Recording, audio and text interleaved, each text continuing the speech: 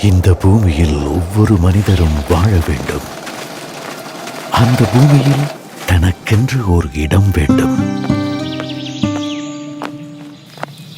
இங்க வாங்க பிள்ளைகளா, எங்களுக்கு இந்த பூமியில உரிமை சொந்தமாவே கிடைச்சிருக்கு பிள்ளைகளா. உரித்தற்ற காணி மற்றும் தொடர்மாடிவாசிகள் 20 லட்சம் பேருக்கு சொந்தமாய உறுதி பத்திரங்கள். கேஸ் சிலிண்டருக்கு நீங்கள் அளிக்கும் வாக்கினால் ரணிலினால் இயலும். அனைத்து விதமான பிரச்சனைகளுக்கும் 11 நாட்களில் தீர்வு காண ஸ்ரீ மாரியம்மன் ஜோதிட நிலையம். தொடர்புகளுக்கு 0091 990 816 585 6.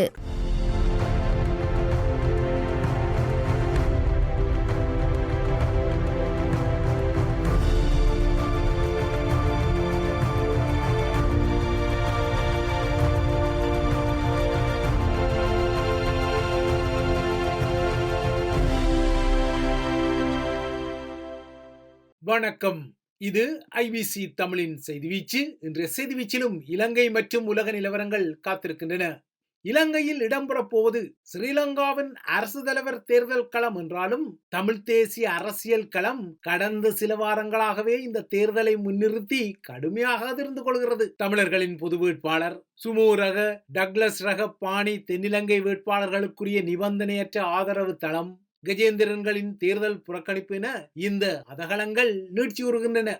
இதற்குள் பொது வேட்பாளருக்கும் ஆதரவு, சஜித் பிரேமதாசாவுக்கும் ஆதரவு என மாறி மாறி கரணம் அடிக்கும் மாவை சேனாதி ராஜாமார்க் அரசியலுக்கும் இடமிருந்தது. புறக்கணிப்பு என சொல்பவர்களுக்கு அல்லது தென்னிலங்கை வேட்பாளர்கள் என சொல்பவர்களுக்கு அவர்களின் சுயநல நோக்க வகைவாகங்களின் அளவுக்கு அந்த இலக்கில் மக்கள் நலன் கிடையாது என்பது நிதர்சனமான ஒரு விடயம். தமிழ் தேசிய தளத்தின் தேர்தல் மரபை பொறுத்தவரை அன்று முதல் இன்று வரை பொதுவாகவே செயற்திட்டங்கள் என எதுவும் அதில் இருந்தது கிடையாது. வெறும் கொள்கை விளக்கங்களுக்கே அங்கு இடமிருந்தது பதிவு. இதுவாவது பரவாயில்லை, தென்னிலங்கை தேர்தல் அறிக்கைகளாகிய விஞ்ஞாபனங்கள் என்றுமே செயற்திட்டங்களாக அல்லது சொன்னதை செய்து காட்டிய அறிக்கைகளாக இருந்ததும் கிடையாது. அப்படி இருந்திருந்தால் 90களின் சந்திரிகா காலத்திலிருந்து இன்று அனுரகுமார திசாநாயக்கா காலம் வரை ஸ்ரீலங்கா அரசு தலைவரின் நிறைவேற்று அதிகார முறை ஒழிப்பு என்ற வைக்கோல் குதிரையில் வேட்பாளர்கள் சவாரி செய்ய முடியுமா என? தமிழ் நாடாளுமன்ற அரசியல் தலைமையை பொறுத்தவரை, குறிப்பாக தமிழரசு கட்சியை பொறுத்தவரை, அந்த கட்சி இந்த முறை தேர்தல் களத்தை மையப்படுத்தி திசை தெரியாமல் தள்ளாடியது கண்டு அழிந்து போன கொள்ளையில் மேய வந்த கழுதைகள் குதிரைகள் பாணியில் தென்னிலங்கை வேட்பாளர் முகங்கள் இந்த முறை அதிகமாகவே வடக்கு கிழக்குக்கு சென்று வாக்குகளை கோரியுள்ளன. அதிலும் சுமோ அணியின் ஆதரவை பெற்ற சஜித் பிரேமதாசா கொஞ்சம் கெத்து காட்ட தலைப்பட்டார். ஆயினும் சஜித்துக்கு சளைக்காமல் ரணிலும் தனது தமிழ் முகமைகளூடாக அடிக்கடி வடக்கில் சுற்றி வந்தார்.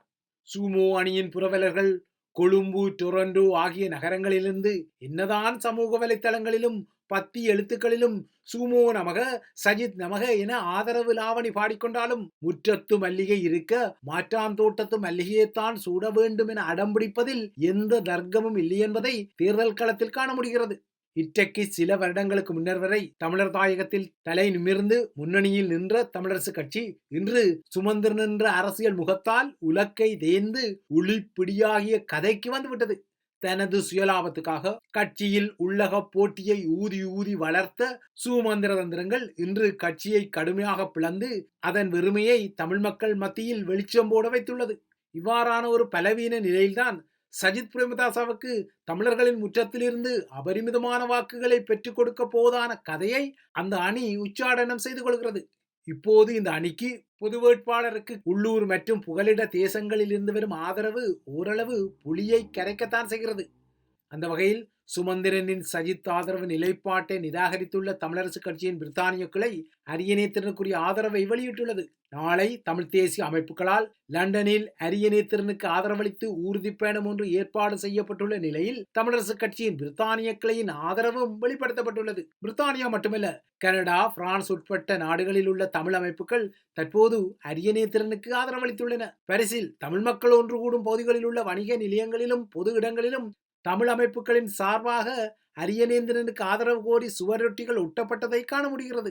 கனேடிய தமிழர் தேசிய அவை தனது முழுமையான ஆதரவை தெரிவித்து அறிக்கை ஒன்றை வெளியிட்ட பின்னர் தமிழரசு கட்சியின் பிரித்தானிய கிளையின் ஆதரவு நிலைப்பாடு வந்தது. இவ்வாறான புதிய நகர்வுகள் தமிழரசு கட்சியில் தனது பிடியை நிலைநாட்ட தலைப்படும் சுமந்திரனுக்கு புதிய பின்னடைவாக மாறிக்கொண்டாலும் கெடுகுடிதான் சொற்கேட்பதிலேயே.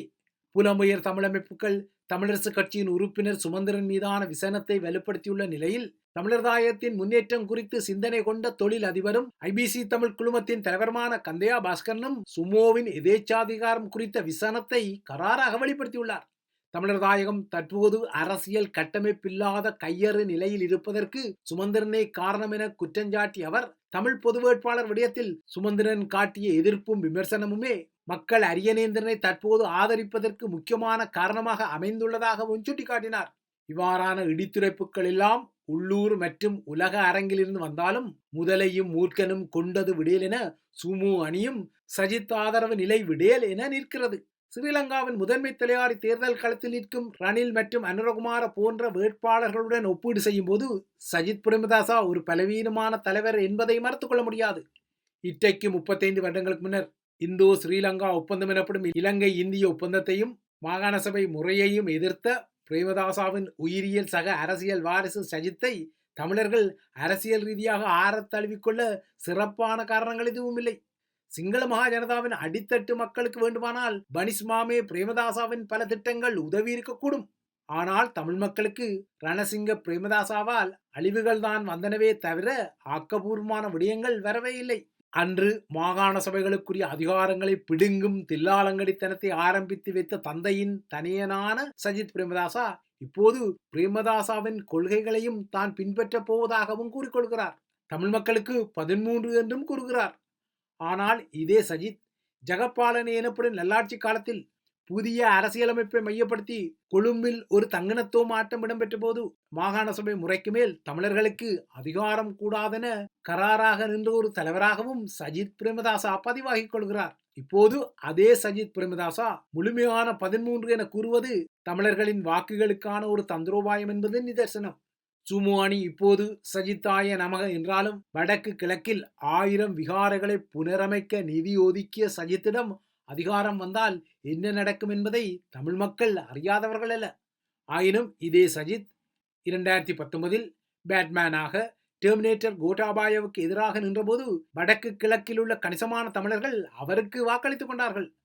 ஆனால் இப்போது தண்ணீரை விட உதிரம் தடிப்பானது என்ற கருத்தியலை நினைவூட்டி ஒரு பொது வேட்பாளர் தமிழர்களின் முற்றத்தில் இருக்கும்போது சஜித் என்ற பெட்ரோல் மேக்ஸ் விளக்குத்தான் தமிழருக்கு வேண்டுமா என்ற ஒரு வினா எழுகிறது. இவ்வாறான ஒரு வினா எழுந்தால் அந்த வினாவுக்கு பின்னால் ஒரு தர்க்க நிலையும் நிச்சயமாக இருக்கவே செய்யும். இவை ஐபிசி தமிழின் செய்தி வீச்சு. தொடர்ந்தும் ஐபிசி தமிழுடன் இணைந்திருங்கள்.